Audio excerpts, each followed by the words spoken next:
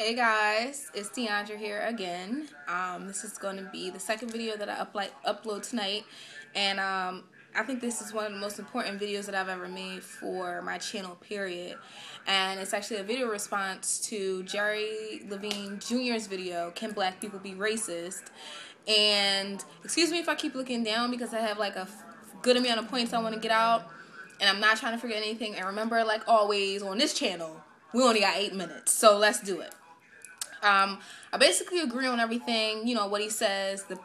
We completely as a whole, black people cannot be racist, because to even to be that, or to try to say that you are racist, or to have or to have discriminatory ways or whatnot, would mean that you can exclude another race from something.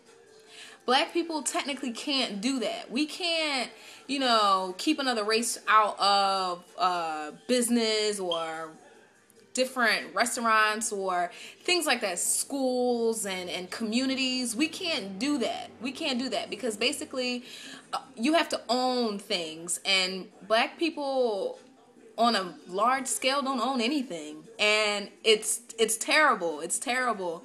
Statistically speaking, we own the same percentage of overall total wealth as we did around the same time period as when the slaves were getting set free, which was 1%.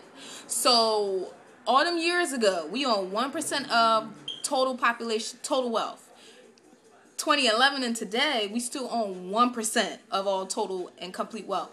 So that's scary. That's scary as hell. Like, we don't own anything. We have no rights to anything. We don't control nothing. We can't say this is ours. And that's a problem, don't you think? That's a huge problem. What can we say technically actually belongs to us? Another statistic says that only 1 in every 104 black people owns a business. Can you believe that? Only 104 niggas just all in the street. Only one of them own their own business. Everybody else is working for somebody else, just working to get a paycheck. Only one person owns their own business. So it's crazy because why is that? And that one of the reasons is because black people, we don't sow into other black businesses. We don't give our money to our own people. It's like we get our money and then we spend it elsewhere. We go to the Asians, we go to, the Indians, we go to the whites, and it's no shade to the other races. I'm just saying it's something that we don't do. It's actually shade on us, like shame on us for not recycling the black dollar more. Here, another statistic says that basically for a race to stay afloat, economically to stay afloat, they have to recycle their dollar within their community at least 6 times. Whites, Jews, Hispanics,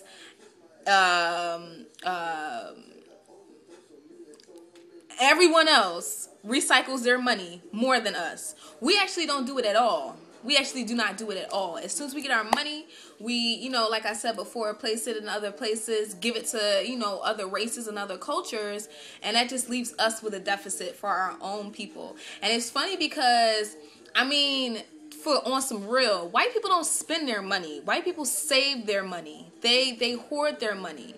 They're not frivolous. We are. Black people are the '1 consumers. We are the poorest, the brokest, live in the worst areas, but we buy the most. And we're buying that expensive stuff too. You ever go in somebody's house, like just a regular hood house, and see like a big ass TV and just fly just all over the place, and everybody in there don't nobody got no job, everybody just getting by. You're just like, how the hell are y'all affording this? This is the mentality. And it's a poverty mindset that a lot of our people have, and it's sad because it's just bringing us down, and we will always remain only controlling that 1% until we start doing something about it. And what can we do? What can we do? Well, we need to own more of our own businesses. We need to have more titles and more control, because creating, you going out and being an entrepreneur and starting your own thing as a black person, that creates jobs, that creates opportunities for other black people. And so, we can kind of like break that chain down a little bit. And once we do that, we can start to sow back into our neighborhoods and our communities and build those up and make those, get those to where they gotta be. Because you got Chinatown, you could tell when you about to go into the Asian spot. You could tell. We don't have anything for ourselves, and it's kind of like we can't go into Chinatown and put up a soul food restaurant. But all the Asians could come into our neighborhoods and put up, their Chinese stores and the nail salons and all this other type of stuff.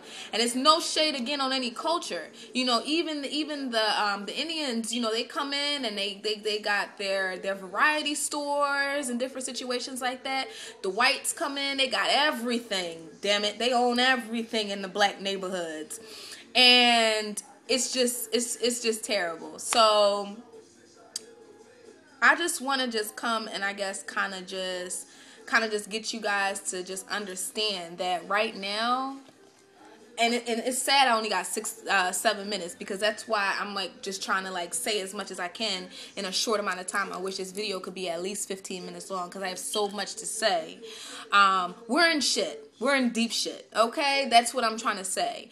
On a whole, it's like there's almost I don't want to scare anybody, but we don't own anything. We don't contribute to anything. We don't have any titles on nothing, right? Not even for the work and labor force are we needed, because Hispanics are coming in. They're cheaper. They work harder, and they ready. So even whereas once we were needed for, just work, technically we're not. And it's just like in a couple years we're going to be obsolete. And I don't know how y'all gonna take that. I don't know how anybody wants to feel about that, but it's actually statistics that say that. So, I mean, I know one thing that I'm trying to do is I know for sure that I'm going to be an entrepreneur in this lifetime. I'm not working to just gain a paycheck from somebody else. I'm not just working to make someone else rich.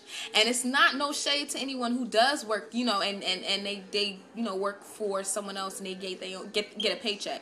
It's not to say that that's a bad way to live and you're that's not, oh my God, that's not how you should be.